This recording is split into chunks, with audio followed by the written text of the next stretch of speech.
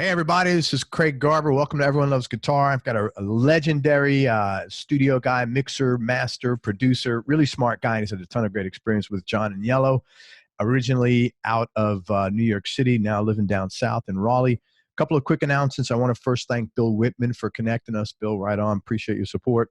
And make sure you go to everyonelovesguitar.com/subscribe and click the button, subscribe to the video and the audio. And Carlos Santana, Joe Walsh, if you can get me to them, I want to have those guys on the show. So thank you. John Agnello, born in Brooklyn. He started working in 1979 with the Record Plant Studios in Manhattan.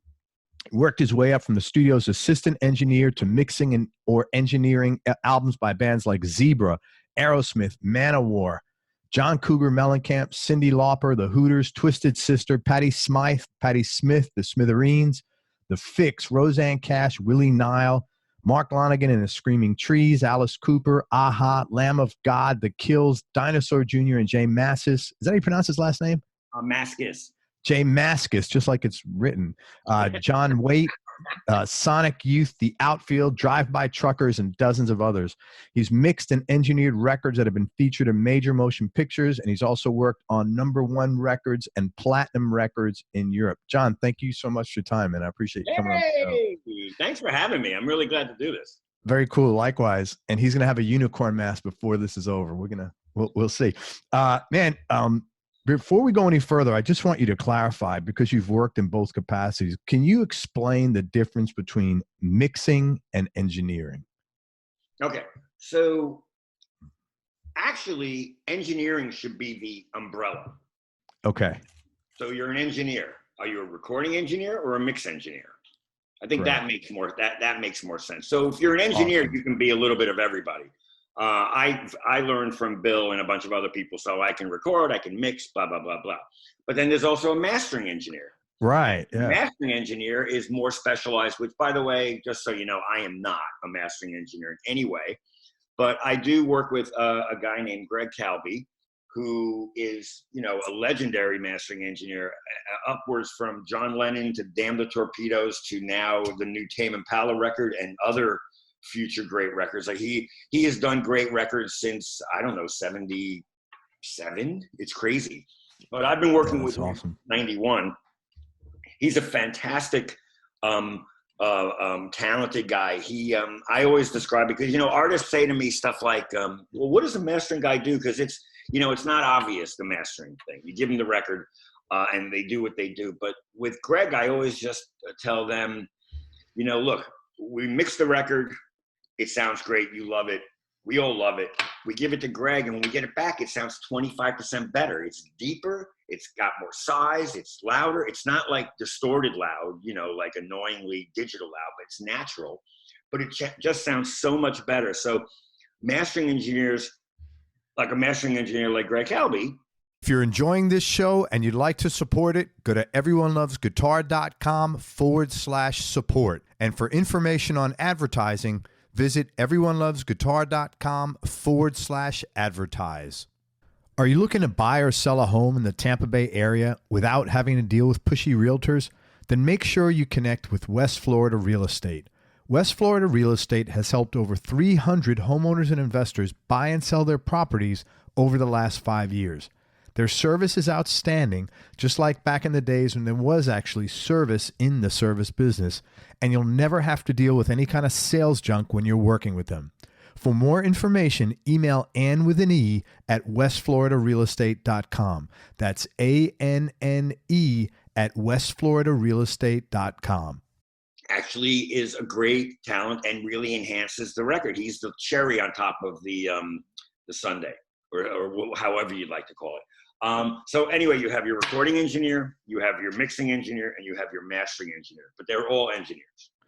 So the recording engineer, I'm assuming, is the person that's responsible for setting up recording levels and mic placement and things like that? Yeah, that's basically, basically the best way for me to describe it is I'm producing an album for this artist, Roan Yellowthorn, which I just finished. So I'm the producer. But I'm also the recording engineer with my assistant at the studio. And basically we set up the mics, we get the levels, we pick which mics to use. We try experimental things on the drums or whatever.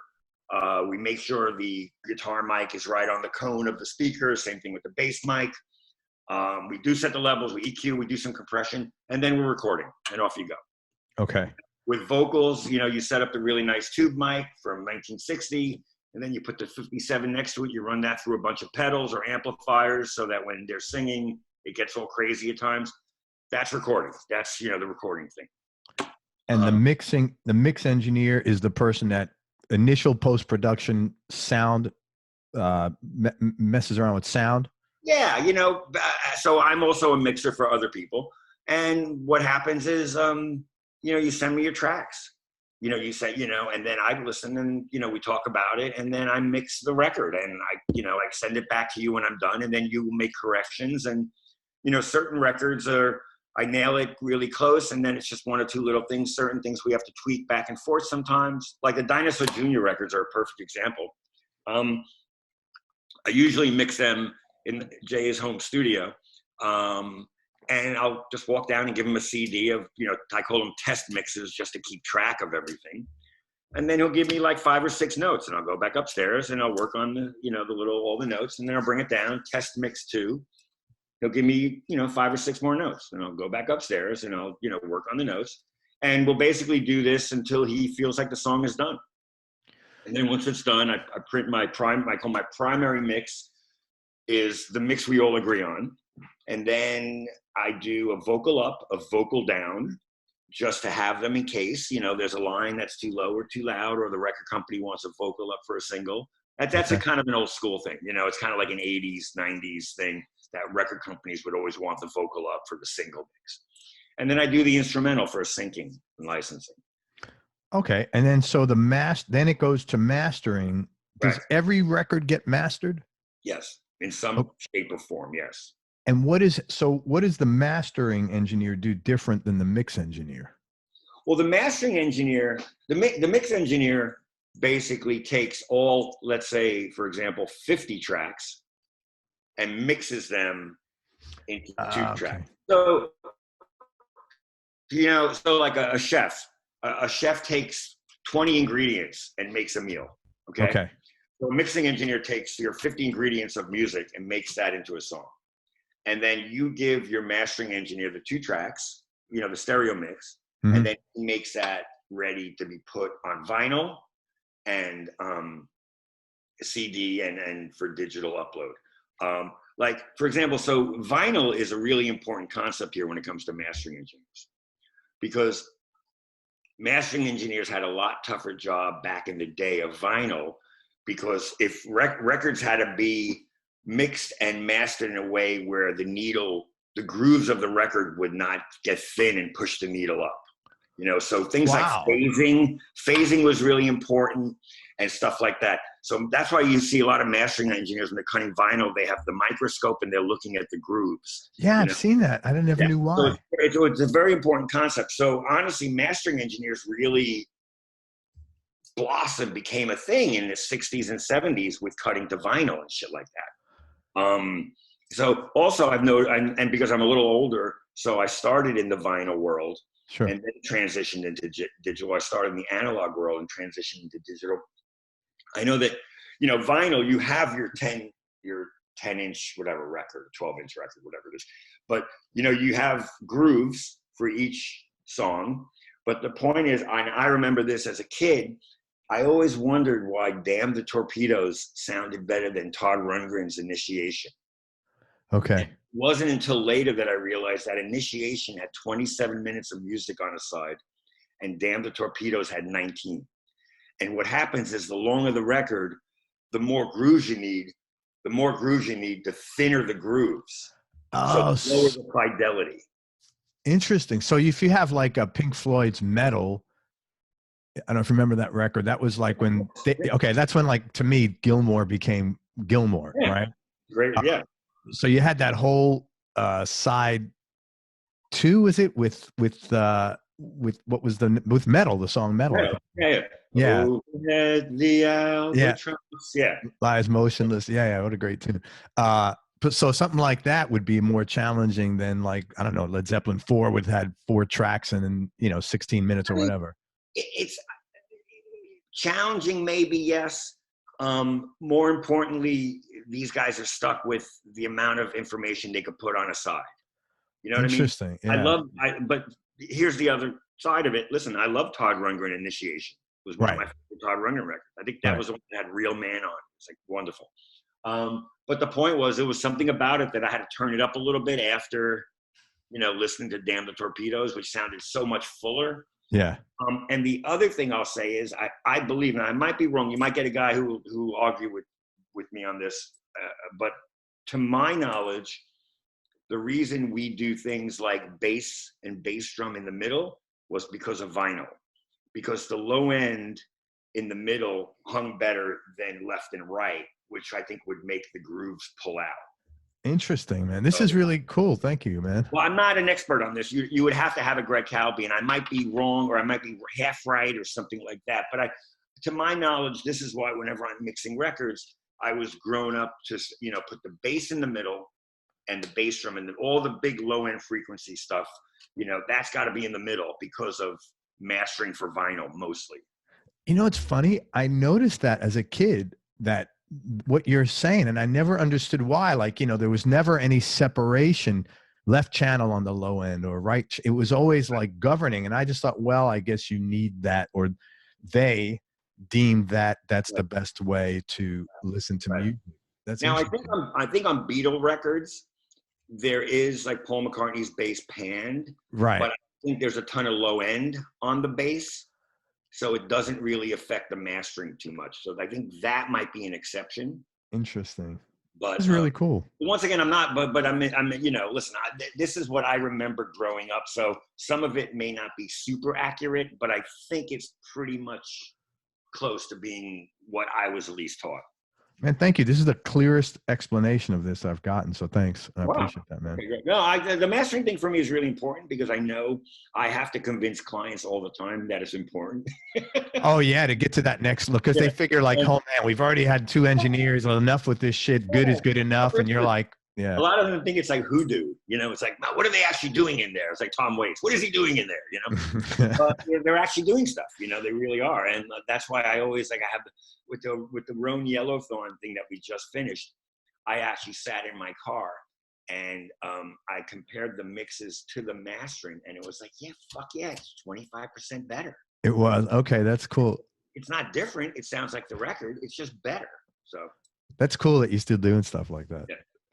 All right. So before you started working the record plant when you were a kid, what were you doing before that? And how'd you get the job there? Because from everything I hear is other guys have told me when you go into studio work in Manhattan in particular, when you're a kid, the first job is like fucking getting coffee for everybody. And it's a real grind to get through that. Yeah. Yeah. I was pretty lucky. So when I was a kid, when I was in high school, where'd you go to high school? High school, what? Where'd you go to high school? New Utrecht High School. Okay. Welcome Back, Kotter, the high school in that show. So my older brother Tony is very lucky. He worked at a company called Eventide, or it still does. He runs. Oh, the pedal company. Yeah. Yeah. And what he did in like 1974 or whatever, 75, was he designed the first digital pitch shifter. So he is a digital technology forefront genius guy. And he also designed the first digital multiprocessor unit. That had a flanger, this and that, a delay, a reverb. That was his thing. He was very on the forefront of that stuff. So I was very lucky to have a very good, my brother was very helpful for me. And also I learned a lot of what I love about music through him. Just being around him playing records in the house. So basically, my summer job then, when I was 16 or maybe 17, it might have been 17, was working for Eventide. And I would work all summer, and I would do everything for them to put together units, to solder boards with, like capacitors and stuff on it, resistors. I find a dead rat in the storage room that was smelling for 2 days. And I deliver a digital delay line to Electric Lady because somebody, an artist needed it. I did all that stuff. I ran errands. I went to the store for people. So I did that for basically the summer that I was 18 and 19. So I think that was 77, 78. So, quick, if you remember, was that like back in the day you were making minimum wage like $2.90 an hour or something like that? I think I was making like maybe $4 an hour or something. Oh, that's good. Yeah, but I made enough to to buy like a really bitchin' stereo. Like when I was a kid, I had the coolest stereo a 17-year-old could have.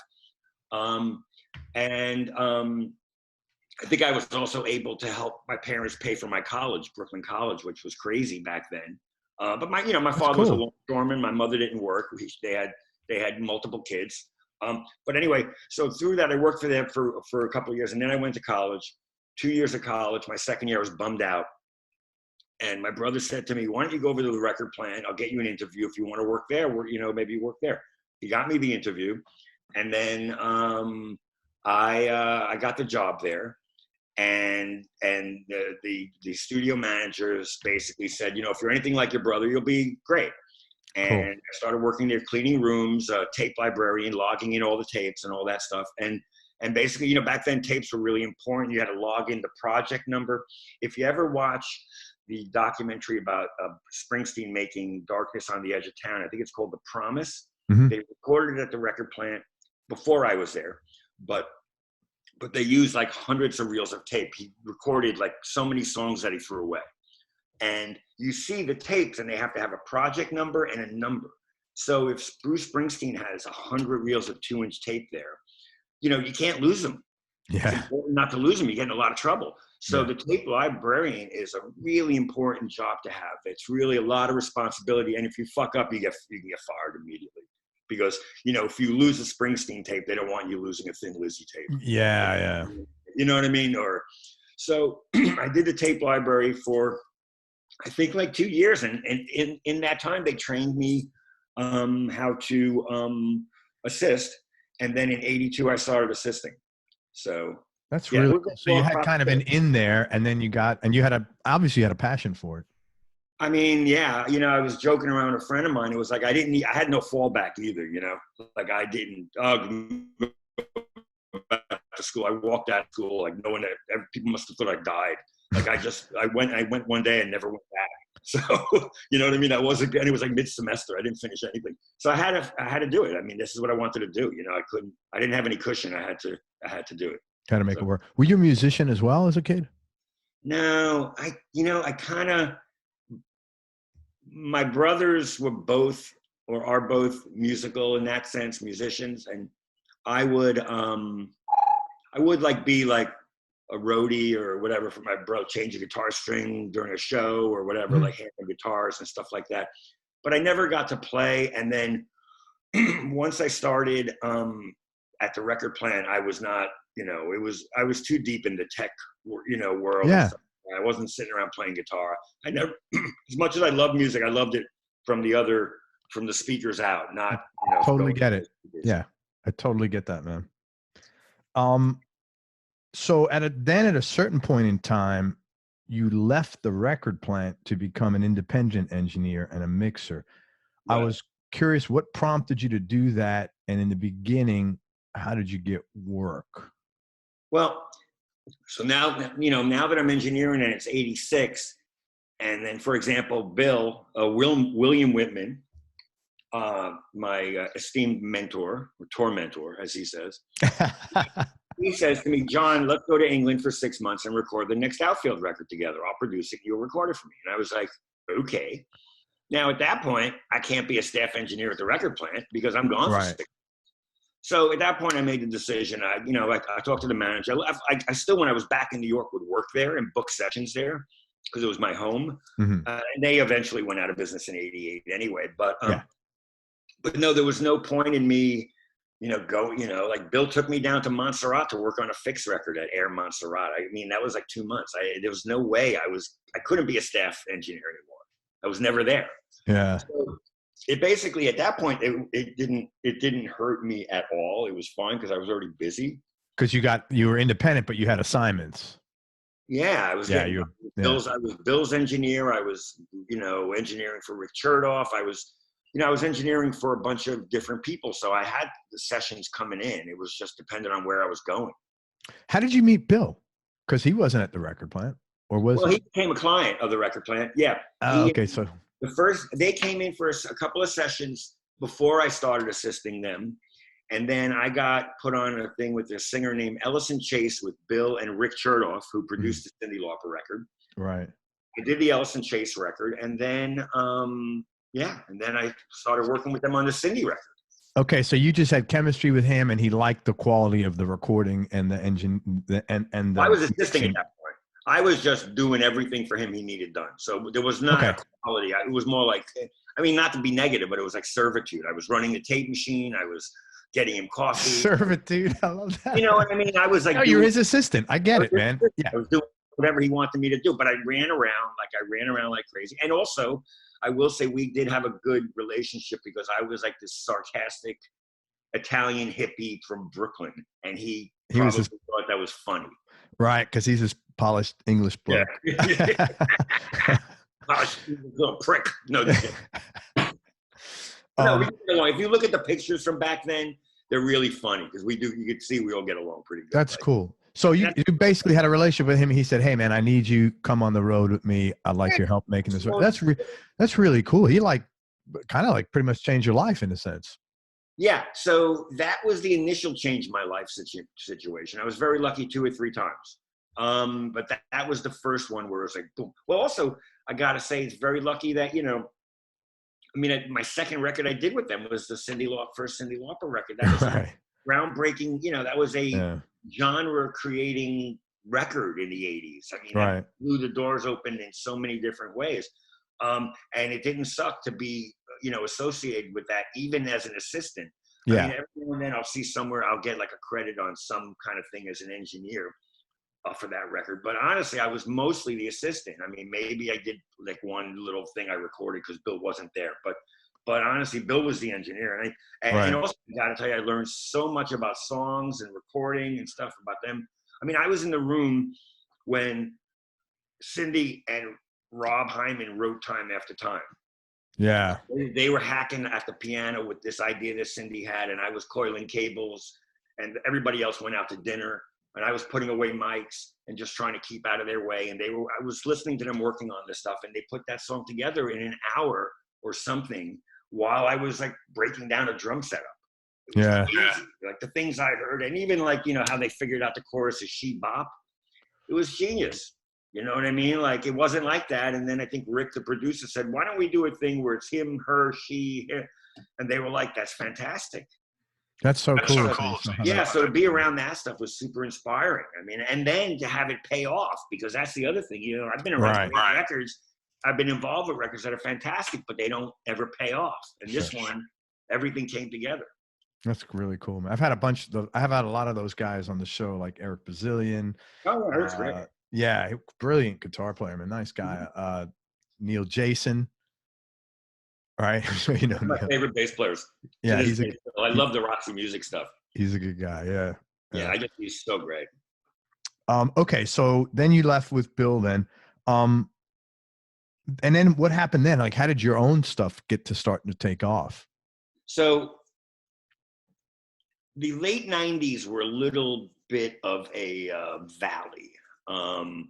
Things kind of dried up a little bit, and then I was doing some like jingle stuff, and it was it wasn't like the end, my friend, but it was definitely, I was doing stuff that I didn't really love doing. I was like trying to earn salary shit and stuff. Yeah. And then I kind of got a call from I got a call from Michael Beinhorn, but I got about doing this band called the Cave Dogs, and that was maybe 89 and 90. And then I did a couple of cool like records. This is kind of like the end of, the glam rock stuff. It's the bubbling, it's basically like 88, 89, where bands like Dinosaur Jr. and Sonic Youth are starting to happen, not happen, but, kind of young bands like that are developing their shit. And I did a couple of records with him. And then a buddy of mine. He's got like the greatest fuzz tone.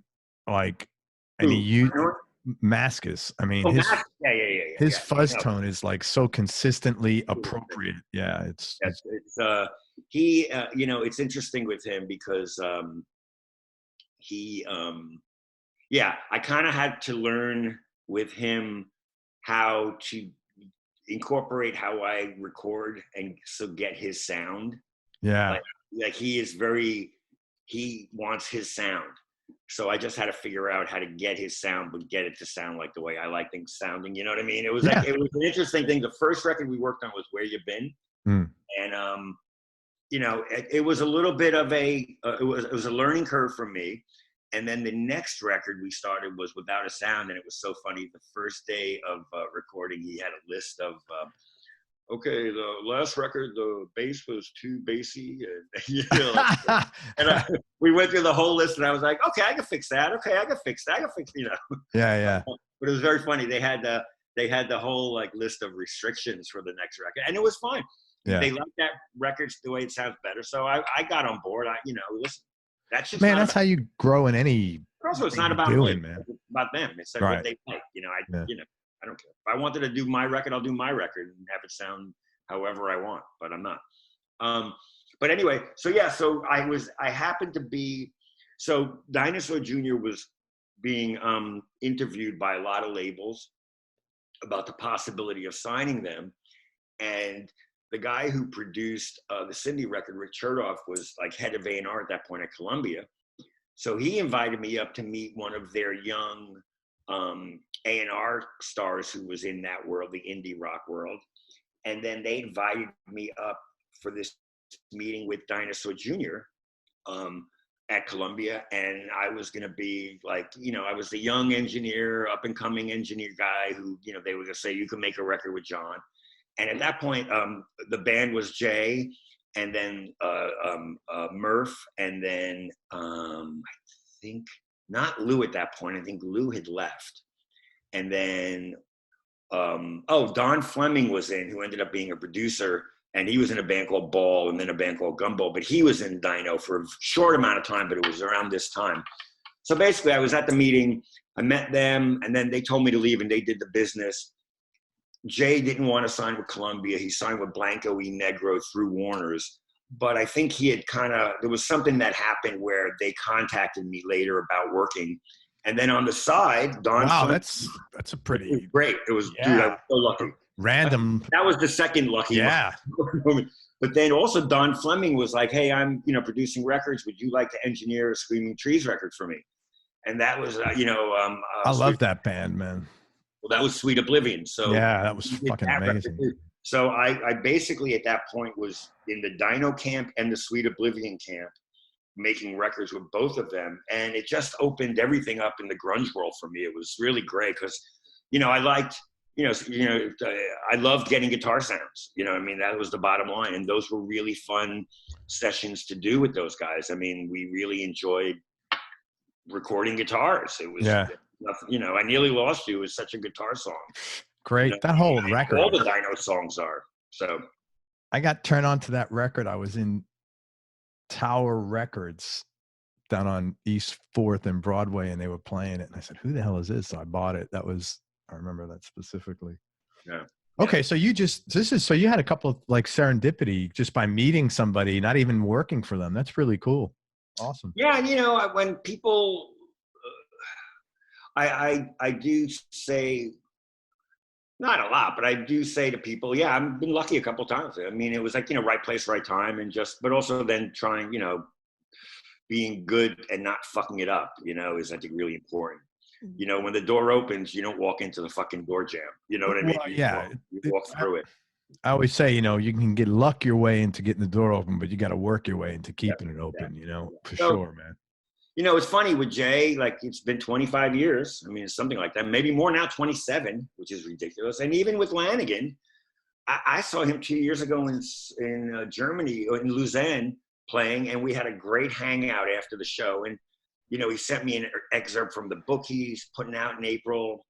And there's a bunch of stuff about us, our relationship in there. And it's really fantastic. That's cool, man. Yeah, no, it's wonderful to have these really good relationships. And with Lanegan, we went through a lot. You know, he had some rough stuff going on, but he cleaned his act up, and I feel like he's great now. It's really a pleasure talking to him and seeing him, and the amount of appreciation he has and love for people in his past who helped him and tried to help, you know what I mean, like try to help him through stuff and just try to do the right thing with him. He's not Sicilian, but he might as well be, because that's like such a never forget thing, you know what I mean? I'll never forget you for helping me out, or taking my bullshit and not killing me. Hey man, getting sober generally changes people, man. No, he's been good, and like I said, we had some crazy stretches, so I embrace all of them, but I do appreciate the fact that he's well, and good. So you probably know Jeff Fielder, his guitarist. Current guitarist? Yeah. I don't know anybody in the band. Yeah, his current guitar, amazing, incredible guitar player, man. Beautiful tone. I mean, I just know Mark. I know, like, when I saw them afterwards, I talked to a couple of people, and I do have the records and stuff like that.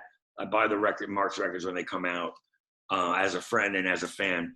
But I don't, even in Lausanne, I mean, he was signing books. I beeline to him. He brought me back into the dressing room. We hung out for a half an hour, talked, and then I left. So, but I never got to meet the band. The band was just doing their thing. So, Totally get it. Yeah. Hey, I want to ask you about some of the gigs you worked on. So if you could tell me how you got the gig and maybe a cool or interesting story. This first one's really funny because you were the assistant engineer on Zebra's first record. That was like, what it was like when Zebra was around in the city, man. That was fucking explode. I had Randy Jackson on here. I'm not a guy that gets starstruck ever, because everybody's the same in my eyes. We have the same bullshit to put up with, you, same worries.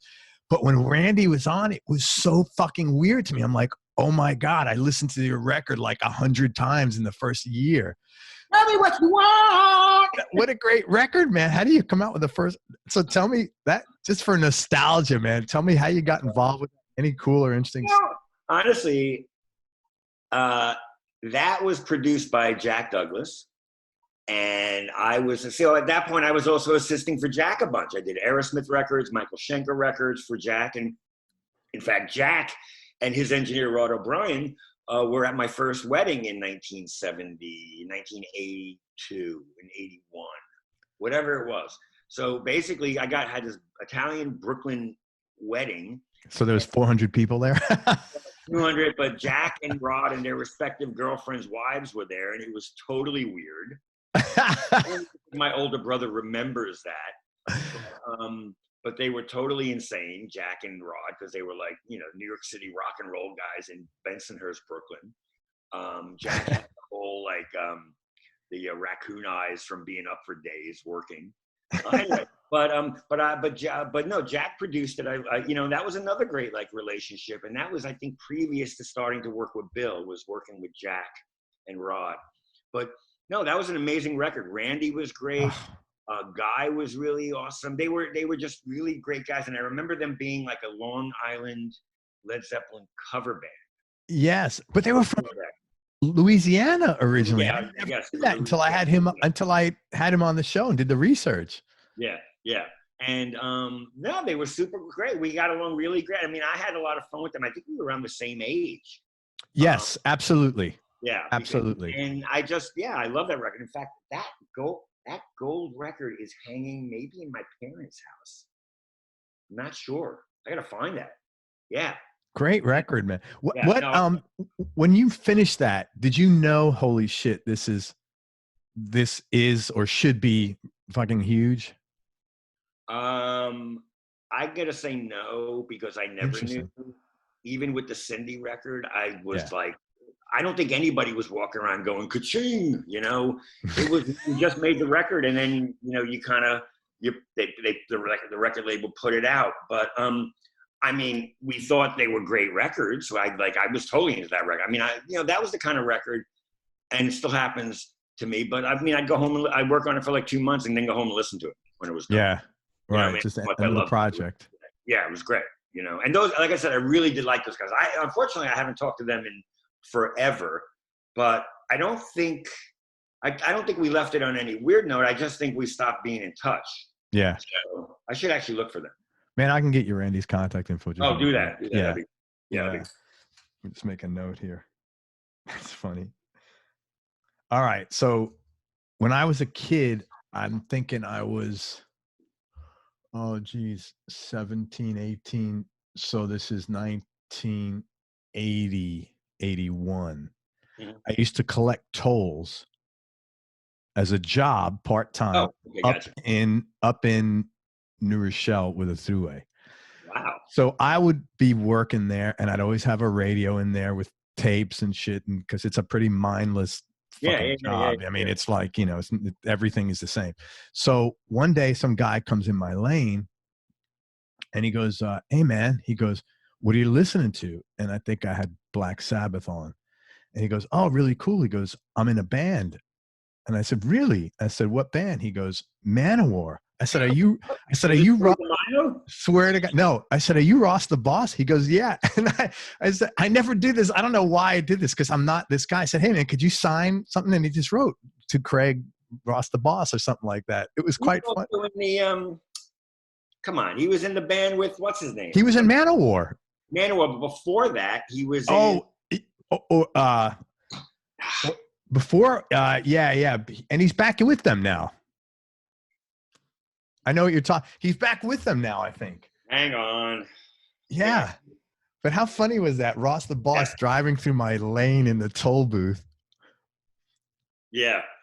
I'm trying to think. I know, it's one of those things. Okay, wait. Ross. Yeah, on Wikipedia. Go on Wikipedia. That's the fastest, man. Yeah, that's what I'm doing here. Oh, the Dictators. Dictators, right. Excuse me. He's back with them now. They play together now, I'm pretty sure. So anyway, long story short, and I remember all those record covers, they were like very like Viking sort of battle hymn shit like that. It was quite funny. How did you hook up with those guys? Well, that's the same thing. I just assisted on the mix. Oh, okay. Assistant engineer. So the great thing is there was that one song that they have, what is it, The Avenger? I'm sorry, you gotta pardon me for like having to look this shit dude, this is like you're like scrolling through memories of 40 years ago when you've had 2,000 records since then. Yeah. I totally get it.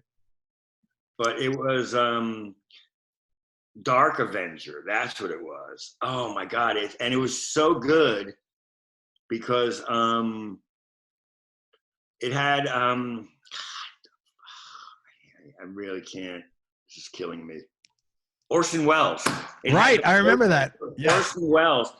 And we were mixing, and at one point we were doing passes, and we had this little cardboard cutout of actual Orson Welles that we found. So you made it, and you had the top hat and the beard. So while we were mixing, we turned down the lights of that song, and when that section would come on, someone would shine the flashlight on Orson Welles. Orson Welles cutout, right on, man. That's so funny. That's good. Yeah, I do remember that song. Yep, for sure. Joey, Ross was great. Ross was he wasn't the most open person.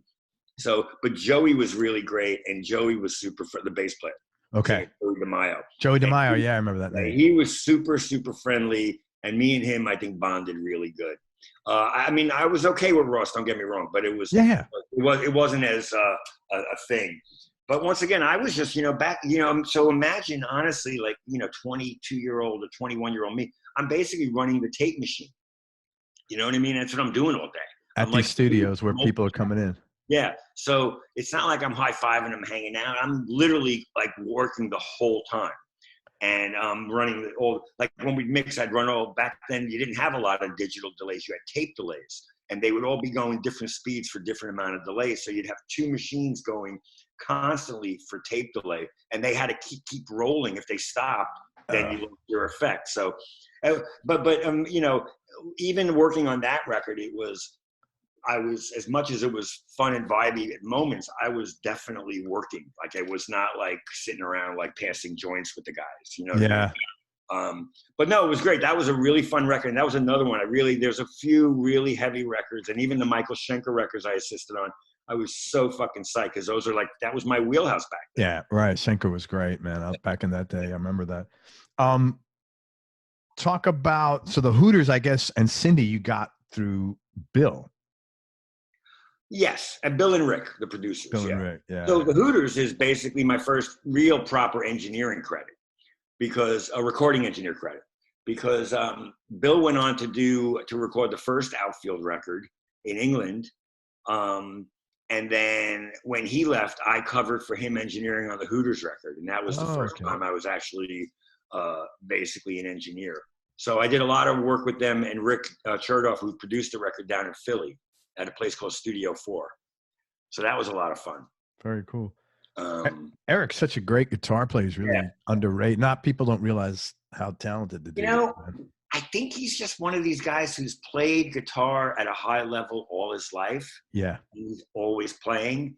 And it's the same with a guy like Mascis, where it's like these guys just always play. They never like not play. So they're always just, it's like watching Eric play. It's like fluid. It's like typing. Yeah. He's not even thinking about what he's doing. His fingers are just moving.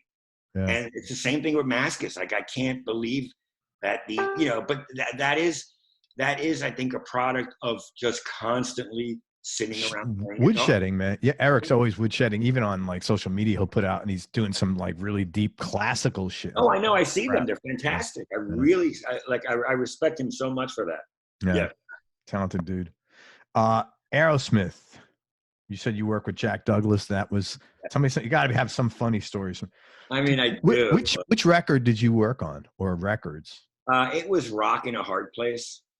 Okay. So it was basically, I think, the last one for Columbia where the main two guitar players weren't on it. So it was Richie Supa was on there then, I think. Yeah, and Rick DeFay. Yeah, right. Okay. Oh, Jimmy Crespo was the other guy. Right, Jimmy Crespo, correct. It was Jimmy and Richie Supa. Talking about just co-wrote. Richie Supa co-wrote, I think, Lightning Strikes. Correct. Yeah. He played with them for a minute on one of the records. Yeah, he did. But anyway, so that was an interesting record because the original guitar players weren't there. And then basically we worked on mixing and overdubbing and mixing. So basically a lot of Stevens vocals and stuff like that. And then the mix. And it was interesting because it was a bit dysfunctional. There were a lot of drugs going around, and I learned a lot about what not to do from them because I kind of made, a couple of mistakes on that. At the end of the day, it was fine. And I still get along really good with Jack. It wasn't like anything on Jack. But, I was also a huge Aerosmith fan. So I was immature. I was smitten with being around Steven Tyler. And, there were drugs everywhere. Yeah. So mistakes were made. And you were a kid. And when I was a kid. But one of my favorite moments, I'll leave it at this, is Jack Douglas hands me a cassette and he's like, go make 5 copies of this song we want to send to all the people at the label. And I was like, okay. And I had my key and I opened up the copy room, which is basically 2 tape machines and like 10 cassette decks. I opened up the door and I looked down on the floor and it's Steven Tyler and Rick James and they're both freebasing. On the floor in the room. Oh my God. And I'm like, holy shit.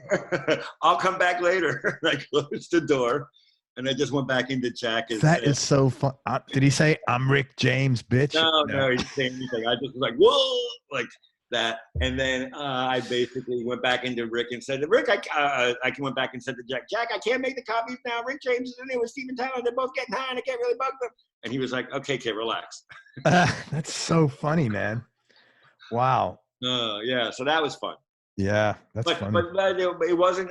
I didn't find it shocking, honestly, that after that record they kind of blew the thing up and then got all clean and then got signed by Geffen and then had a resurgence. Yeah, research. Yeah, it was pretty. It was pretty bad back then. That was like the big the highlight of what was going wrong back then with stuff like that. Twisted Sister, you worked on Stay Hungry, didn't you? Mm-hmm. I was the assistant engineer for the tracking, and we got along really good. And if you look on the credits of that record, they were very clever and fun guys to work with. And my credit on the record was John, parentheses, Red, and Yellow, because they liked the fact that I was, they called me Red because it worked with Yellow so good. So Okay. they gave me that nickname. They'd be like, "Where's Red? Red, go get us some coffee. Red, what do you want to do? Red, you want to set up the guitar over here? Red, what do you?" That's pretty funny. Yeah, they were funny. Mark, me and Mark the Animal Mendoza actually got along really, really good. He was really super nice. We laughed a lot. We had a lot of jokes. You know, we just joked around a bunch together. That's cool. Yeah.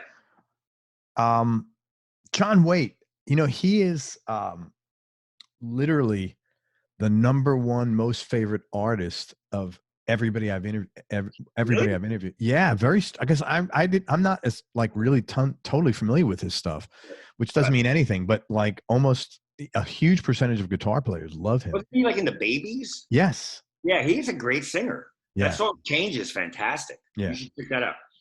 Yeah, you should deep dive in him. So that was a funny record because it wasn't a John Waite record when it came into music. The guitar player on that record was a guy named Gary Myrick, who was a fantastic guitar player. And it was supposed to be a band. And halfway through the mixing, they had a big fight each other. And basically, who, Gary and John? Yeah, and like I was around it. It was crazy. And it just all went down. And then Gary was out of the picture, and it was a John Waite record. Holy shit. That was very strange. And Dave Thoner mixed it. And Dave Thoner's like just a legendary mixer guy. Like he did like, you know, Jay Giles records. He did some AC/DC stuff. He's down in Nashville, but I was his assistant at that point. But yeah, no, it was a really weird, uncomfortable situation.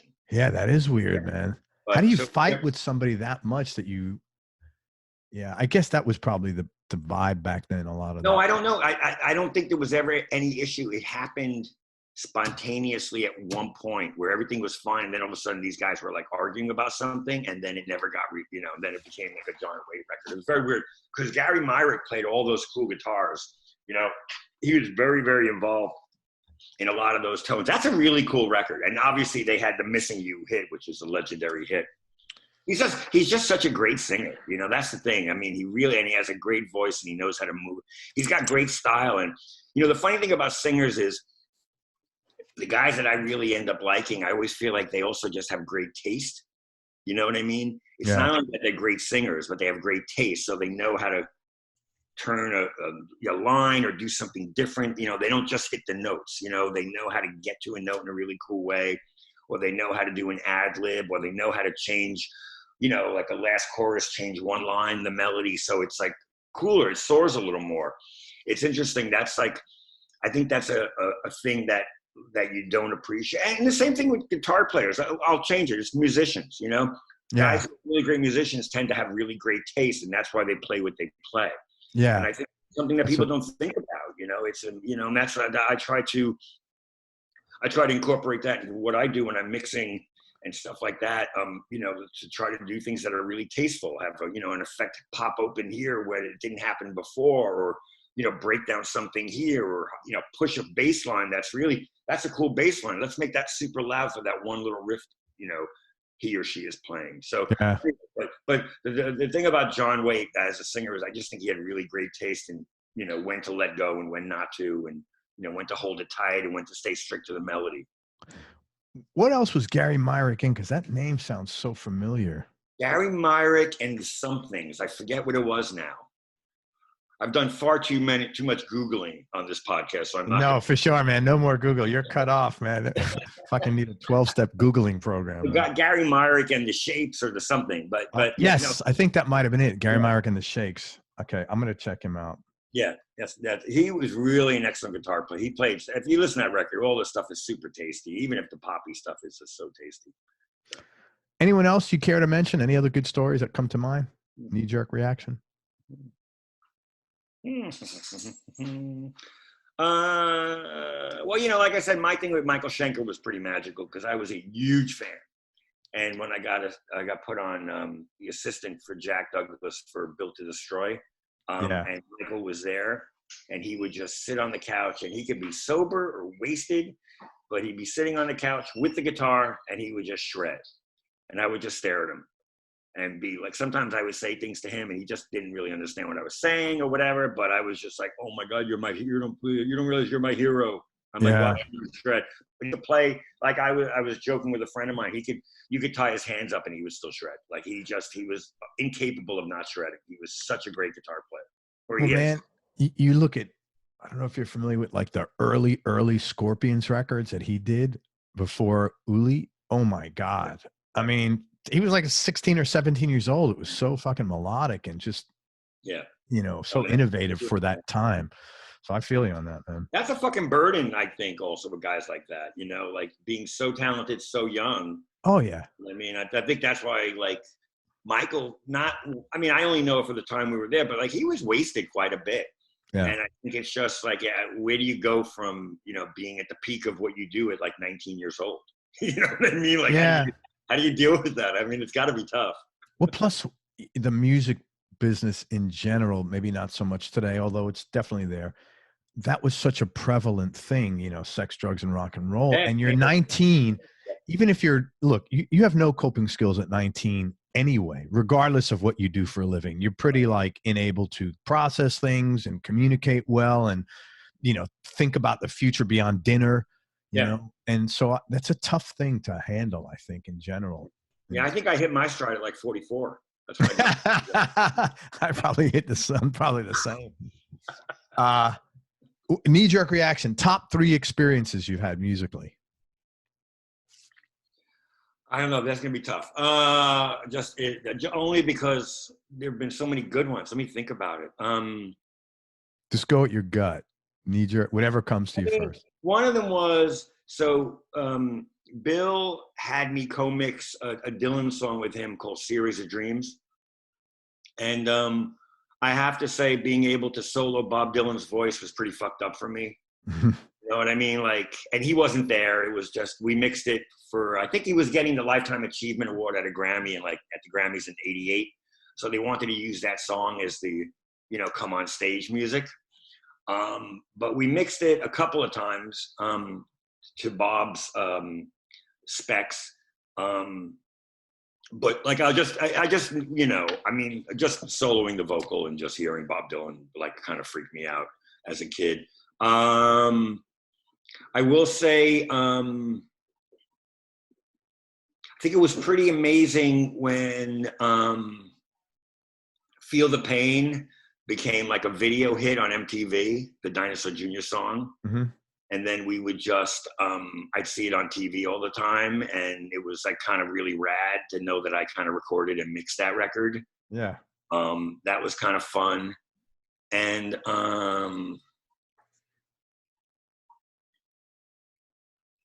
I feel like maybe, I'm trying to think, I guess, and I will say, getting to record Sonic Youth was like a really great moment for me, because produce and record and mix them, because I guess throughout all the zeros, they kept making records, and I kept like saying to myself, how come I'm not making a record with them? You know what I mean? I was just wondering, like, I think I'd be the right guy for them. You know what I mean? And 15 records in or 14 records in, they finally hired me to do a record. How did that happen? Jay Mascis. Oh, so he was talking to them and they said, I'm making a record, and he said, check out my guy. Well, he didn't. He basically, the vibe I got was Jay had a side project called Witch, which was kind of a Black Sabbath-y type band when Jay played drums on it. And Thurston loved the Witch record. He just loved the way it sounded. And Jay, I think at one point said, well, if you really like the Witch record, why don't you just use Agnello for your next record? It was like that. Something very matter-of-factly, which makes sense. So I got the gig. So I would say, now those are not, by the way, the be-all, end-alls. I'm sure there's like 5 or 6 or 10 other ones that I could say. Let me ask you this. What were some of the low points that you've been through, and how'd you get through them? Low points in your life or darker periods? Well, the one, like I said, the late 80s were kind of tough. The late 80s, like, having to do BVD, jingles was kind of brutal. And the jingle thing, I give a lot of props for all my engineering buddies and, people who do that work, because, like my overview of doing music for jingles is like, those ad guys think like music should be seen and not heard. You know what I mean? Early back in those days. You know, back in those days, it was all about the voiceover. And, you know, it's pretty non-fulfilling work, you know? So that was kind of tough. And, you know, there's always, I feel like as a freelance guy, there's always peaks and then there's always valleys, you know? Yeah, definitely. Like, but I always kind of get through the valleys of just, you know, keeping myself busy and, you know, just, you know, making sure people know I'm out there, but I'll help out buddies who are in bands. If I have like a month off, I'll grab a friend of mine who's a neighbor and say, hey, let's go in and do some recording or do this. You know, I'll keep myself busy and just mess around. But then I always, you know, when you get through it and you get busy again, it's always like, I always joke, it's like, oh, we got to get that new kid, John Agnello, to, you know, to do this record. You know, you're always the new kid, you know, it's not like a 60-year-old John Agnello. Got to get that new guy, John Agnello, just work with Kurt Vile. We got to get him on that record. That's great. You know, so yeah, it's fun. You know, the thing is, you stick around long enough, you make relationships, and you're not like a douche to people. You know, like you do the right thing with people, and generally, you know, people think well of you, and then, you know, when they want you, they'll look for you. You know, obviously, not every working relationship is perfect. There's people that I don't work with anymore, which I would like to, but for whatever reason, they've decided to go in a different direction. I get that, but that's cool. You know, there's no animosity on my end, and I use it as a force to move forward and make new buddies and do the right thing with new people. You know, well, people change styles and what they want out of their own music too. Right. Very often, you know, and they have to change players and band members and every production, everybody gets changed, you know, that's pretty common, I think. Yeah. I did, you know, I for example, I did a record with a singer who, the record did very well. And, on the new record, it's a whole new band, whole new production team. And the record sounds incredibly different, a different vibe. Yeah. I mean, and you know, it works. It's fine, but it's interesting that, you know, just a whole cleansing of everything, you know. Right. Everything. Yeah. But that's the artist's prerogative too. I mean, if, you know, maybe you want every record to be super different and have it be a different experience. So sure. You know, not for me to call, you know what I mean? I totally get it, man. Yeah. Tell me, do you remember the first record you ever bought? Okay, I want to think. I thought about this the other day. It's either Neil Young Harvest. I think it might be Neil Young Harvest or Crosby, Stills and Nash Deja Vu. Oh my God, both of those are such great records. Yeah. But once again, like I said, the older brother influenced a lot of that shit. Like, for example, when I was a kid, him and my sister-in-law took me to see the Joni Mitchell Court and Spark tour. Oh, with Robin Ford, I think was on that, right? I don't know, it was like 76. Yeah, I think he played Hall. Yeah. But anyway, they took me to the concert. So they were very intrinsic and growing me up and that kind of stuff. But I think it was something like that. It was definitely like that. It wasn't until later on. And I was buying, you know, by the time I was 18, I had enough money, or 17, I was buying records all the time. Sure. Like in the Judas Priest wheelhouse and a lot of prog also. I was into Yes and King Crimson and Genesis and stuff like that. Those early Priest records were some of my favorites, man, to be honest with you. Yeah. I mean, even I think their first record came out in like 69. It wasn't Sin After Sin. It was, I don't remember. I can't think of what's happening, but what a great record, man. Yeah, no, I was so into them. I mean, he was so groundbreaking It's good stuff. Everywhere. It was so great. Yeah. So great to have a heavy metal gay guy up there singing the shit out of stuff. I did. I loved it. I loved how, you know, when I was a kid, I mean, I remember when the first Queen record came out, and I bought that record, and I loved it. And all my friends were like, "These guys, they all look like girls," and I was like, "Yeah, that's the point, dude." Like all my Italian macho friends were they weren't buying into Queen, and I was like, "No, dude, this stuff rules. This is great." Yeah, great album. Yeah. Give me your top 3 Desert Island discs. Knee jerk reaction. All right, that's going to be tough, but I'll say it now. I thought about this too. So, and this changes, it changes a Oh, lot. yeah, just for like right now, literally. Yeah. Okay, for right now, I'm going to say Teenage Fan Club Bandwagon-esque, which I love. That's one of my favorite records I didn't work on in the 90s. Wait, that's one of my favorite records from the 90s. Not that I didn't work on. Who cares about that? That's stupid. What's it called? Teenage Madness? Teenage Fan Club. I never even heard that. 4 Scottish kids, and they kind of were influenced by Big Star. Okay, I have to check that out. The record's called Bandwagon-esque. Really fantastic. Great harmonies, really cool jams, like a really great record to just listen to when you're kicking back. Yeah, I think you'll like it. It's really cool. Check them out. I won't say lo-fi, but a little bit. It's not super polished, but the harmonies are great and the songs are written really well. I love that record. I've always loved that record. I'll say Van Morrison Moondance. Yeah, that's a great record. Because I love just sitting around with headphones and listening to that. Shelly Yakis, I believe, recorded it. He's like a legendary engineer. It's fantastic. And everything is so clear, and the way they place everything is so fantastic. And his voice is like so amazing. I saw him at the Bottom Line. Really? Yeah. I couldn't tell you. It was probably in the mid 80s. Oh, that's great. That's probably like almost, I won't say peak him, but that's a really good time to see him. Yeah, it was, and that's not a big club. It was fairly. No, I've seen a bunch of shows there. Yeah. And the third one. Hold on, third one. All right, this is a cheat, but I'm going to say it anyway. Box set. What? You're going to say a box set? No, but it's the Buzzcocks Singles Going Steady, which is kind of like a best of. But I do love that record so much. It's so great. It's so punky and so fun.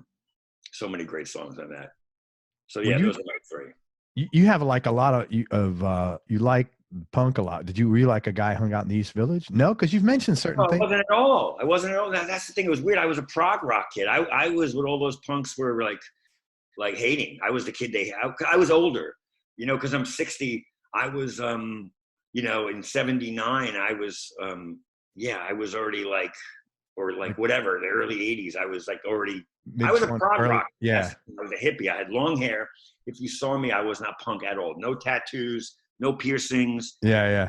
But what happened was I got into punk after the fact. Okay. I was into Patti Smith when she was Patti Smith, but I got into the Buzzcocks because I just like the tunes, And also in 86, when I spent those 6 months in England with Bill, I did a lot of walking around on days off, and I went to record shops, and I kind of got into the punk vibe there, like all the kids there. Okay. And I was a hippie with long hair and stuff. I really kind of got into that. I got into what they were, what they were doing. I was in the late 80s or mid 80s, you said? 86. Yeah. Okay. 87. Okay.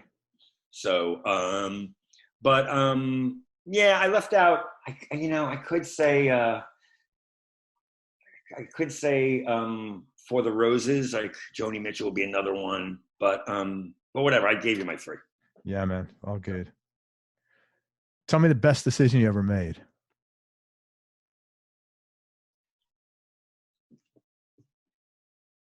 Not to get a second dog. You were right, because I had 2 dogs at one time. It is a clusterfuck. You think, oh, this is going to be cool. They'll keep each other. No, man. It's like having a second kid. It's not twice as much work. It's fucking exponentially. It's like, and then they don't behave because they're in a group, and you can't get any of them to listen. It was just that is a good decision. We have a joke. Not a joke. My wife is so mad at me about it. But in 2005, when we had our daughter Bella, she said a year later when Bella, as Bella was getting old, she's like, wouldn't it be great to have a second child? And I said to her, I already got 2 kids because I have a kid with my first wife. So yeah. So I was like, I already have 2 kids. And she was like, you're an asshole. And I was like, yes, I am. Yeah, but that's a lot of work, man. Yeah. Yeah, no, my thing with her was, as much as I'd love to have a second kid, I was 45 when Bella was born. Oh, that's. I didn't really want to have like another kid at 48, putting 2 kids through college when I'm like, 65 or something. Yeah. It didn't make any sense. It's tough. Having kids is a lot of work. Anyway, you never realize how much work. Yeah. No, yeah, exactly. But I don't know. So the original question was what best decision you've ever made? I would say, you mean work-wise? Whatever you want, man. Well, inviting Sharon up on 4th of July weekend in 2000 to spend a weekend with me. That's your wife now. Yeah. That was a pretty good idea. And she flew up the day after her 30th birthday party down in Raleigh. So she came up and they'd been out all night, and we had a great weekend. I took her to see Joan Jett in Central Park. She played. Oh, that's cool. Yeah, it was a fun weekend to be around New York because of the 2000. There was a lot going on. And like I said, Joan Jett was playing a free concert in Central Park. And so, and the weather was great. And we just had a great weekend. And she went home and moved up here like 3 months later. So that was probably the best decision I made. How did you meet her if she lived down here? She's managing Sunvolt. Oh, okay. So that's that's really good for you, man. Right on. Nice story. And here you are almost 21 years later. Good for you, but no, that's what it was. And there was a funny, there's a couple of funny stories which I actually can't tell.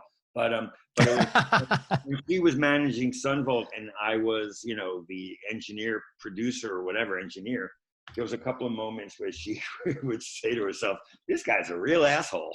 Man, over 20 years, you're going to say that often enough. That happens, man. Believe me. Right on. That's good. So good. Tough question. What do you like most about yourself?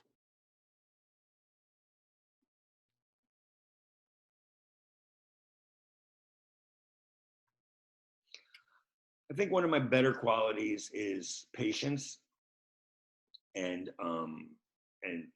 putting up with things, like I don't get mad, especially with work stuff easy. I don't get mad. So I'm the typical Sicilian, like my father.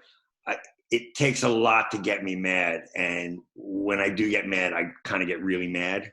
Right. You know what I mean? But my breaking point is way high. It's pretty high. Yeah, pretty fucking high. Like I put up with so much shit. That's good if you have kids, when you have kids. Yeah, and also, listen, if you're working on records, a lot of times it's like, well, okay, that's what you really want, Like I've had instances, I won't name names, but like mixing records that I've worked on, and I've had to say to the client, dude, if you make me do that, I'm just going to get fired. It sounds terrible. Really, that's bad. That's not, I can't do that. But you have to do it. It's like, no, I'm just going to get, your record guy's going to fire me. It's because that's really bad. I've had to tell people that because, people come to me, I've mixed records for like many years. And I said to this one kid, you're like, how many records have you made? And the kid's like, this is my third. And I was like, I've made 200 records. Maybe I know more than you. Please don't make me do something that gets me fired. Do they wind up, has anybody ever said, no, too bad, I want you to do it? The closest I've gotten, I just refuse. I just like, no, I can't do it. It's bad. It doesn't sound good. It's like, it's gonna be bad. I can't. And that's good of you to do that. No, I mean, you're serving them. It's like, if everybody operated like that, I think things would be better. Like you go to the doctor or you go anywhere and people ultimately wind up, well, I'm getting paid for it. Let me do what he wants. Mm-hmm, mm-hmm. And I think it's good to challenge, for the right reason of, listen, man, well, that's the thing. My professional opinion, this is a fucking nightmare for you to do. Yeah. Well, that's the thing. Honestly, like I understand, once again, we talked about taste before, and I understand the taste thing, so I don't assume every instinct of mine is right. Things can be minutely or infinitely different in every mix. Absolutely. Variables are perfect, but there does come a time where something is actually bad sounding. And at that point, I have to say that's bad, for whatever reason, whatever it is, a bass drum sound, a vocal sound, you're making the vocal too low, or you're making the vocal over distorted so you can't really tell what's going on, and it's not vibey in the right part of the song. Whatever. It could be any of those things, but if something's bad, and they hire me because I have decent taste in what I do all the time. So that's a rough one. But it doesn't happen that much, and there's there's a cycle of, okay, here comes the problem record where it's just a lot more work than normal. Like normal with me with the records, and I've done it with this year, the Courtneys, Laura Stevenson, Road, Yellowthorn. It all three records were a breeze and just so much fun. And we, you know, like it was like now we're all friends now and texting, and I'm gonna FaceTime with Roan Yellowthorn later to see how her and her husband are doing. And it's like a thing where now it's like you become family with these people. Sure. And then you get a couple that, all right, well, that was good, but. Well, listen, man, when you're dealing with that many people, that's all appropriate. That's going to happen, you know? It's good that you said you stood your ground on that though, in service to them, you know? Yeah. And I'm still good buds with the A&R guy. Well, that's funny what you said. How many records did you do? 3. No, it's funny. But I hate using that line. It's such a douchey line. No, but sometimes you got to pull it out. Somebody came on the show and they're like, listen, no one's going to listen to this. And I said, you know, man, if I was making a record and you were advising me what to do, you're a Raider fan. Awesome. You know, I would listen to you, but at that time I had done 600 shows. I'm like, you know, I kind of know what my audience likes and I'm just telling you, you're not right on this. And He was like, no, I don't want this out. I'm like, okay, that's cool.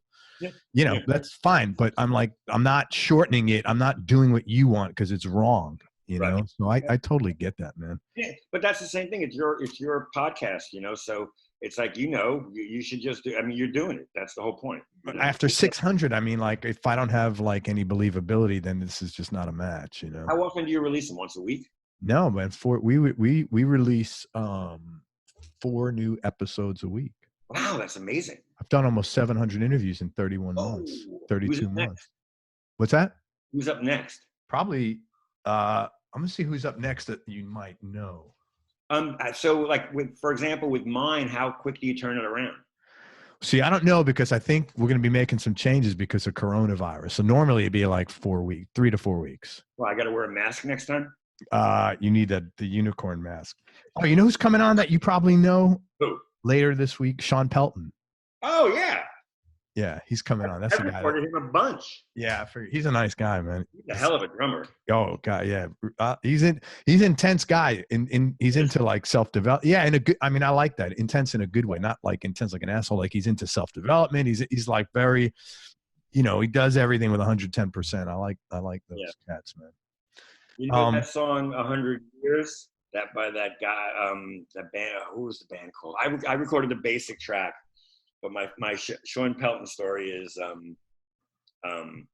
we were tracking, and I got a phone call in the middle of tracking, and it was my then older daughter, who back then was 12, but she was on vacation with her mom, and they were in Hawaii. It was my birthday, so she was calling me. Oh man, birthday! But Sean saw me in the control room on the phone and got really annoyed.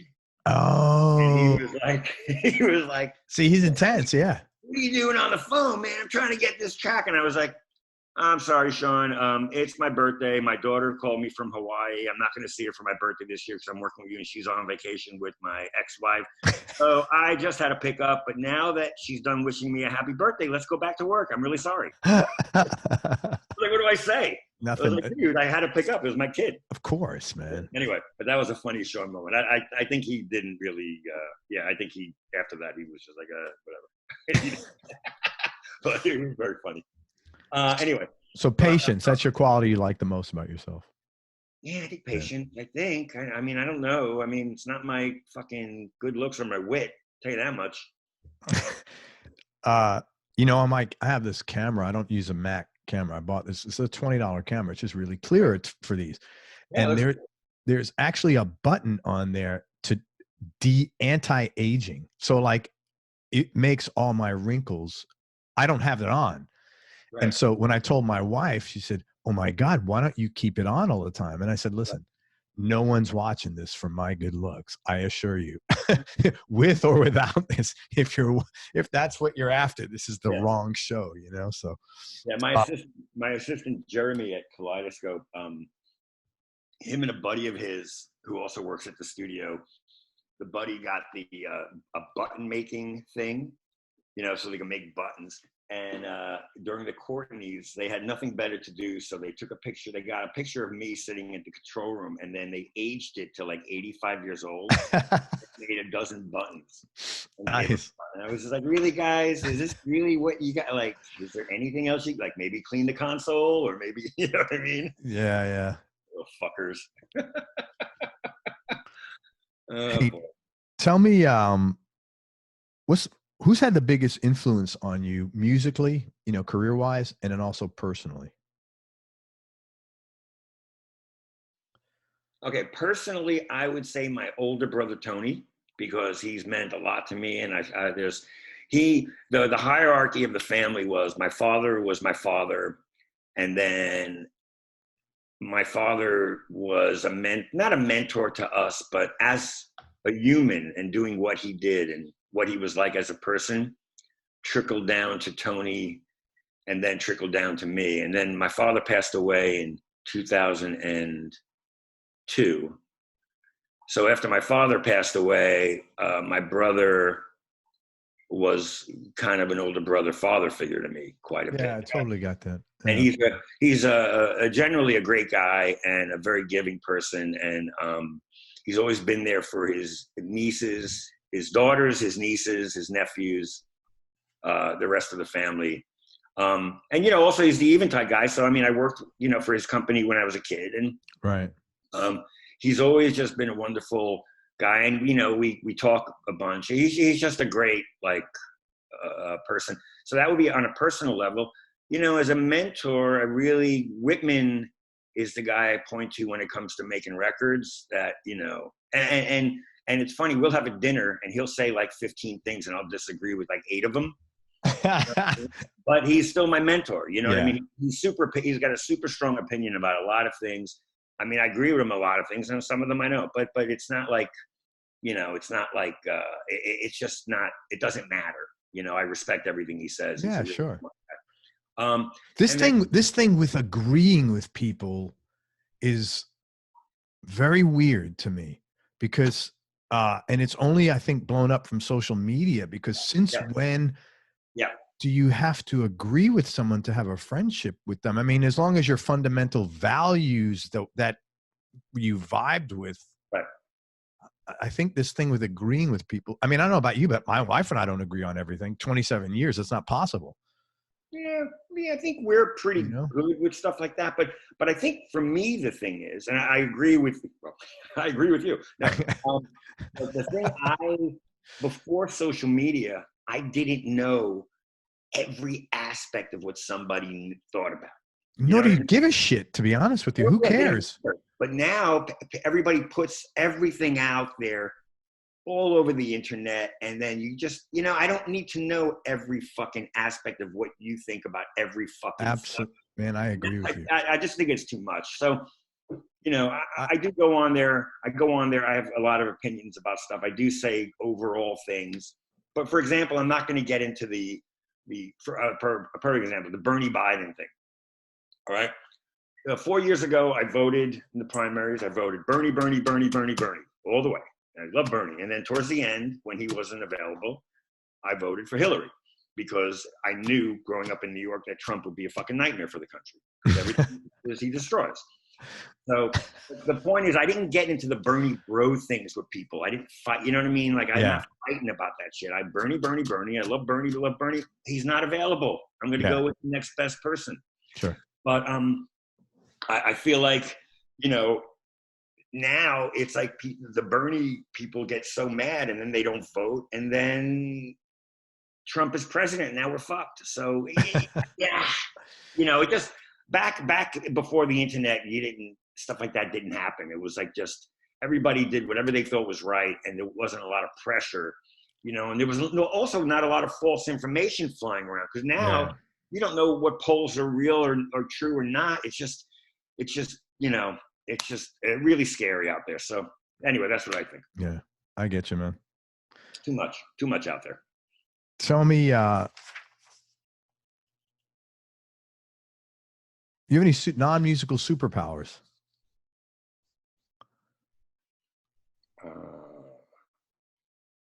Yeah, I'm not. Oh wait, we didn't talk about the musical. Oh yeah, the musical. No, you said Bill Whitman. Oh yeah, I did. The other one on a production level, I just wanted to mention. Yeah, please. An English producer named Roy Thomas Baker. Oh So, shit, yeah. Yeah, when I was a kid, I would listen to Queen 2 with headphones on, maybe sometimes stoned. I'm not sure. I don't remember.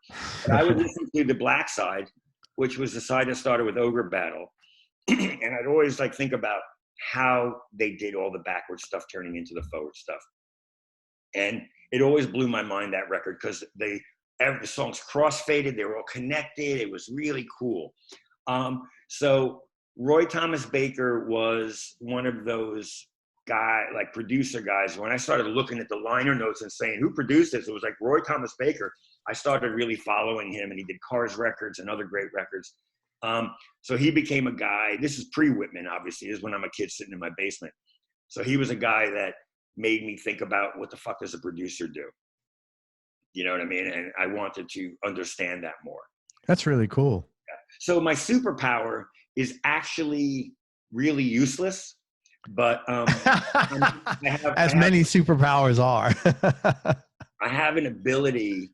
My reflexes are very fast. So if I open up a cabinet and something falls, I can usually catch it before it breaks. That's a first. Happened to me numerous times or I'll go to take something out of a cabinet and something else will move, and I'll grab it, catch it with my other hand. And I don't really think about it. It's like a good hand-eye coordination. But I have that going for me, and it's happened so many times, and I laugh all the time, whether it's something falling out of the fridge or something falling out of a cabinet, or even like moving gear, like bumping into a pedal and then having it falling off the console, and I just grab, you know what I mean? Stuff like that is good. So that's my superpower. It's virtually useless, but dude, that's a first. I have heard many superpowers, but not this one, man. This is very admirable there. Fast reflexes. Do you have any hobbies outside of music or interests? Yes, I really love ping pong. Big sports guy. Like, I love baseball. I just enjoy fantasy football. I'm a big numbers guy. I like stats and stuff, so I like following numbers. So it's not even for the sheer violence or the hitting of football that I like. I just like the stats, so I enjoy fantasy football. I played fantasy the last 2 years with my son. I initially played it because he and I have less in common than I do with my other son.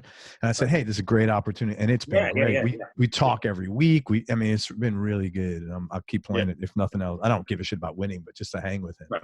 Well, I get lucky every couple of years. Like this year I had a really good team. And I won, I came in second, but I won like a fair amount of money, which was great. That's cool.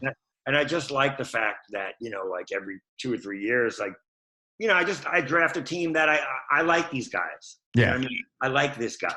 I'm going to draft him. Oh, he's having a great year. Excellent. So, I do like sports, and I do like reading. I like reading my artist bios. I'm a big Cormac McCarthy fan. I like history. I don't read as much as I used to because of the phone, but I do like it. But yeah, that's it. I really like grilling. I really enjoy making food. Oh, you're just a New Yorker transplant. You realize the joy of that, how easy it is, man. What? The grilling, because you transplant out of New York City. You're like, fuck, I can make my dinner every night or a few nights worth of dinner sitting out here having a drink or smoking a cigar. Oh, my God. Yeah. No, it's really good. We've been locked in for this is our third week now. And I tell you, the best conversation, well, not the best, but the first conversation, sometimes the best, is in the morning when we're both having coffee and before my wife, Sharon, goes into work. We're like, so what's for dinner tonight? And then we just talk about what we're going to make, what's in the house, what's frozen, what needs to be defrosted, what's fresh. And then we plan our thing. I think tonight she's making chicken and dumplings. So it's just really good. It's like, it's a shitty time. I feel bad that things are blowing up all over. A lot of people are dying. We're doing our bit to stay in. Yeah. But we're trying to just not be crazy and just, concentrate on having dinner. Yeah. She's concentrating on working. I'm concentrating on doing this with you. And I got pre-production for 2 other records I'm about to do. I'm not about, coming in June and July. So I'm going to start listening to them. And I've got a whole list of to-do lists. I got to clean up the basement so I can start putting my studio together in there. That's a big one nowadays. Everybody's cleaning. Because who the hell wants to clean? I mean, we just did a major renovation, and the unfinished basement under it is going to be the studio. Oh, so, cool. That's great. And the guys left, and they left right when the shit went down, so they never got a chance to clean up down there. So that's going to be like a couple days of work just to get it like operational. But yeah, stuff like that. But the cooking thing is good. I really do enjoy it. I went from not being very good at it, like, 12 years ago or something, or 15 years ago, to being pretty good. Yeah. I'm not a chef, but I'm getting there. I'm not even getting there. I'm just pretty good. That's good, man. It's a fun thing to do. Talk about a specific experience that either changed your life or changed the way you think about things.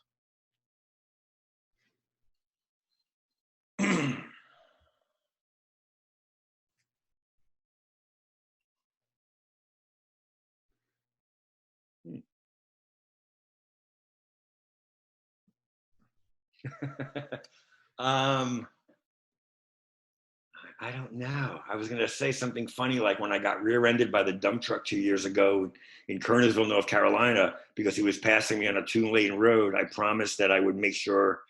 No, but whatever. That's not. I don't know. I guess one of the significant things that changed me was, I guess, when my father passed away in 2002. I did go through quite a bit of soul searching, or just my opinion about life was radically different after that. And it went from being like, fuck everything. This is all bullshit. What is your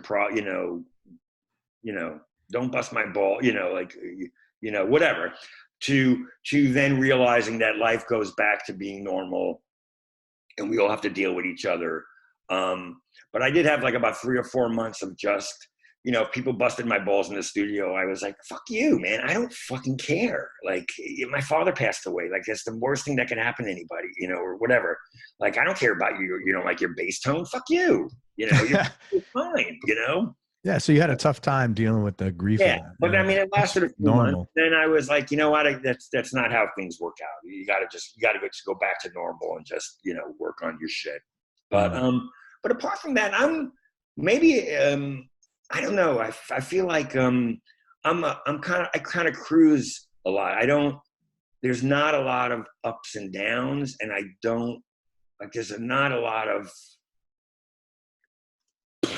big moments in my life. You know what I mean? It's like pretty much, I'm happy to be the worker bee that I am. And, I'm in my little bubble, and I like listening to my demos, and then I make my comments, and I bond with the artists, and, we make the records, and, I try to get my friends to play on the records when I can. And, it's just all like, for me, it's just like all little positive steps of bringing good things in people's lives while making really great art for people. So I don't necessarily, I don't basically spend a lot of time thinking about the negative shit. You know what I mean? Yeah, I never do, man. Yeah, but honestly, like, we talked about it before. The 2 impactful moments was, obviously working with Whitman and Shirt Off on the first Cyndi Lauper record.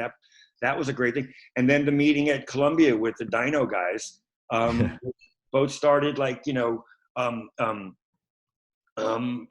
started like really blowing up my 90s. And honestly, then there was like, I think in the zeros there were a couple of chill years, a couple of years where I wasn't super busy, but then all of a sudden it was like the whole Steady and the Drive-By Truckers, and Sunvolt.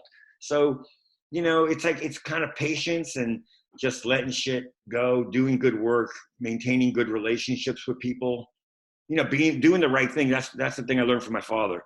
Was my father in Bensonhurst would always be the guy to help someone change his oil. Right. I'm laughing because that's such a thing of the past. Yeah. Everybody changed their own oil. You got out on a Saturday morning. Yeah. More. But anyway, like he'd help, Vito down the block, like fix his boiler or whatever. You know what I mean? Like my dad was always that guy. Whenever like, everybody on the block walked by the house, he would be sitting on the stoop. And they would say, "Hey, Nino, how you doing?" Blah blah blah. They talk forever. Everybody loved him. Like it was important for me. I wanted to grow up to be that person. And I don't have I don't help people change their oil, but like I said, I got Laura Stevenson, who we're dear friends with now. Roan, we're dear friends with.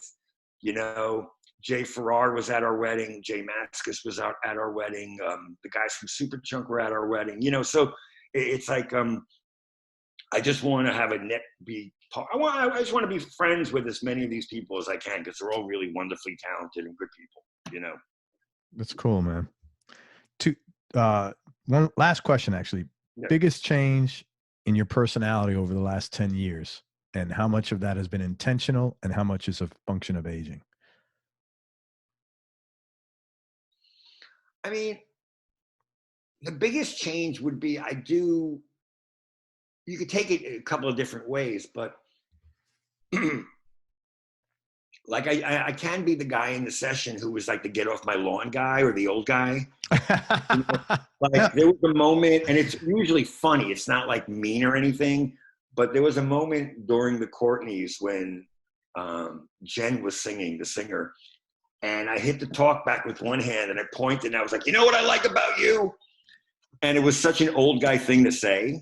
And it was actually hilarious. Everybody started breaking up laughing. And I didn't really do it on purpose, but I realized how funny it was. So I think we all eventually become the old guy, you know what I mean? Or girl, or woman, you know what I mean? But I mean, I've kind of embraced it and used that on a comedic front. I think it works better comedically. I do think over the last like 12 to 10 years, I've learned that in those situations in the studio, funnier is better. Even when I'm like disciplining somebody, if I do it in a funny way, it goes over better than if I scold. Yeah, nobody likes to be yelled at, man, for sure. Yeah, definitely. Yeah, I'll tell you another funny Courtney's moment. Yeah. We were mixing and the bass player made a suggestion about the mix, which nobody really liked. And I kind of shot it down, and she just in defense said, well, you know, the reason I'm here is, you know, so I can give you my opinion. And I said, well, you know, the reason I'm here is because I'm the one to tell you you're crazy. Everybody started laughing. Nice. It was like fine with it. You know? I mean, that's but it diffused the moment of like just her being frustrated that we weren't going to do what she wanted to do. Yeah. And, you know, but I'm still respectful about a lot of comments. It's just certain, you can't do every comment. Some people, you know, people could micromanage. That's the big, the other thing about like the digital world now, you know, everything is possible now. Yeah. You could micromanage your record forever and never have it come out. And I'm the opposite. I'm like, get the record out and start working on the next record because that's the next important record. Right. It's always the next record. And good is good enough. I mean, you got to work hard, but you know, the perfection, anybody who does anything creatively, you're going to look back a year, 2 years, maybe even 6 months later and say, fuck, man, I fucked that up. Or if I had to do it again, I would have done this different or that different. That's just life. But my thing is also with the artistic thing is like, you know, that 1% of change you want, no one's going to ever notice and doesn't make the record better. And you can do 1% for months. You could spend 6 months doing 1% increments on each song, and it never gets done. You're never done. It's like what, like I said, more important to get that record out, tour. I mean, right now, a different world, but get the record out, tour. Next record is super important. Yeah, I like that, man. Hey, listen, thank you very much. I really appreciate your time. Let me tell people what you got going on and where they can get a hold of you. So it's John Agnello. His last name is spelled Agnello. His website is johnagnello.com. And if you're interested in working with John as either a producer, mixer, or an engineer, go to the website and go to the contact form and, you know, connect with him. Let him know like what you got going on and what the basis is for your interest in working with him so that he could answer responsibly and appropriately. Also, you got a few records coming out. You got Dinosaur Jr. coming out in April, right? No, Dino is. I'm mixing Dino. That's not going to come out until the end of last year. Okay. Next year. and the end of last year or the end of next year, one of the two. It's just kicking in right now. There you go. And you got the Pedal Jets and the Warriors coming out. Both those records are out. They're out. Okay. Do you want to talk about them for a minute, or? Pedal Jets are old friends of mine from Kansas City. It's post grunge, really great riffs. The guy's a great singer. It's just a fun rock record, really great. They write really great songs. It's very vibey. The reviews have been very good, whether it's in England or here. Warriors, Pedal Jets, I mixed. Paul Malinowski, a friend of mine from Kansas City, produced it. Warriors, I recorded in July last year at Kaleidoscope Sound in Union City, New Jersey. And basically, Warriors is Lauren Denizio's band, and she does all the songwriting. She's the singer. She's a fantastically talented woman. Her voice is beautiful. The lyrics are great, and it's kind of like a post-punk rock record, but it's great because if you listen to the songs, like a lot of them are just, you know, great lyrics, great melody, and then great guitar riffs, and then sing, you know, and it's really great. She sings great. She harmonizes great with herself. It's just a really great record full of really awesome songs, and she just delivers really great. So she's another one of those that, you know, I was in LA a couple of months ago for a meeting, and I just managed to have breakfast with her, and it was so great to catch up. But she's just like, she's one of my favorite people. It was such a great time making the record. So I'm glad it's out. They were supposed to be touring with Brian Fallon from Gaslight Anthem, but those shows got delayed until September. So right. Hopefully. Yeah. So that's Yeah. Warriors. The name of that record is You or Someone You Know. And the Pedal Jets is the name of the record is Twist the Lens. Right. Dude, thank you very much, man. I really appreciate your time. Hang on 1 second. Let me just wrap this up, and enjoyed talking with you. Everybody, thank you so much for listening. If you enjoyed this, please share it on your social media channels. We appreciate your support. Thanks very much to John Agnello for spending time with us. Again, if you want to connect with John and work with him or talk about working with him in an engineering, production, or mixing capacity, go to johnagnello.com, AGNELLO. And most important, especially during these times, remember that happiness is a choice. So choose wisely. Be nice, go play your guitar, and have fun. Till next time, peace and love, everybody. I'm out. John, thanks for everything. Peace.